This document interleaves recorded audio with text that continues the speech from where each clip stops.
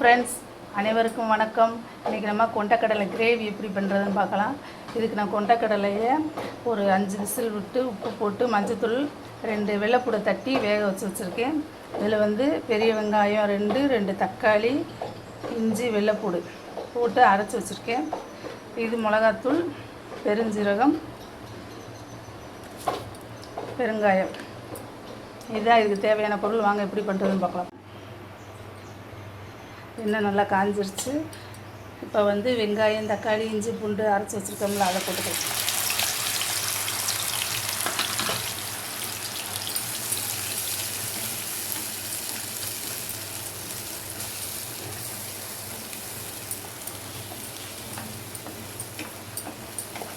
இது நல்லா இந்த பச்சை வாசம் நான் போகிற வர நல்லா வதக்கி விட்டுருக்கேன்.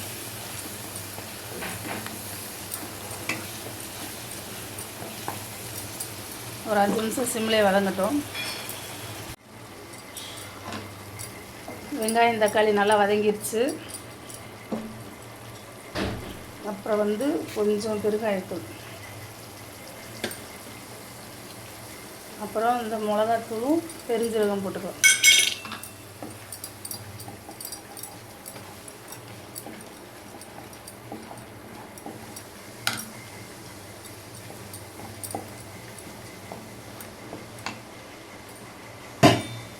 நம்ம கொண்டக்கடலை ஏற்கனவே உப்பு போட்டிருக்கோம். இதுக்கு மட்டும் உப்பு.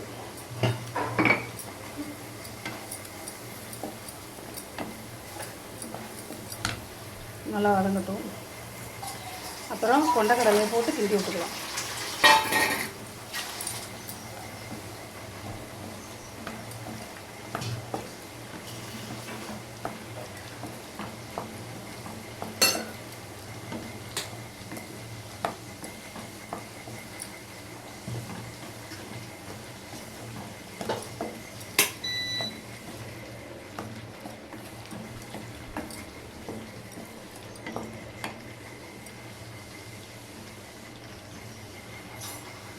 ஒரு 5 நிமிஷம் அப்படியே இருக்கட்டும்.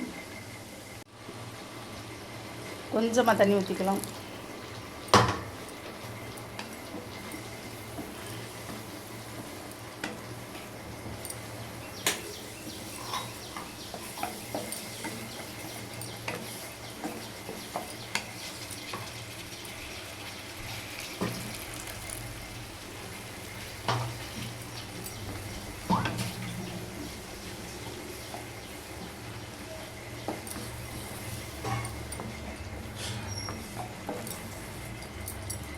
இந்த மிளகாத்தூள் வாசனை போகிற வரையும் அப்படியே ஆன்லேயே இருக்கட்டும். கொஞ்சமாக தண்ணி ஊற்றி வேக வச்சுருக்கு. அந்த தண்ணியெல்லாம் இஞ்சி கெட்டி ஆகட்டும் கிரேவி பதத்துக்கு. அப்போ நம்ம அடுப்பு ஆஃப் பண்ணிடலாம். ஒரு 2 நிமிஷம் மூடி போட்டு வேக வச்சுக்கலாம். ஒரு 2 நிமிஷம் வேகட்டும் பார்ப்போம். இப்போ நம்ம கொண்டக்கடலை ரெடி ஆகிடுச்சான்னு பார்க்கலாம். நல்லா கிரேவி பதத்துக்கு வந்துடுச்சு.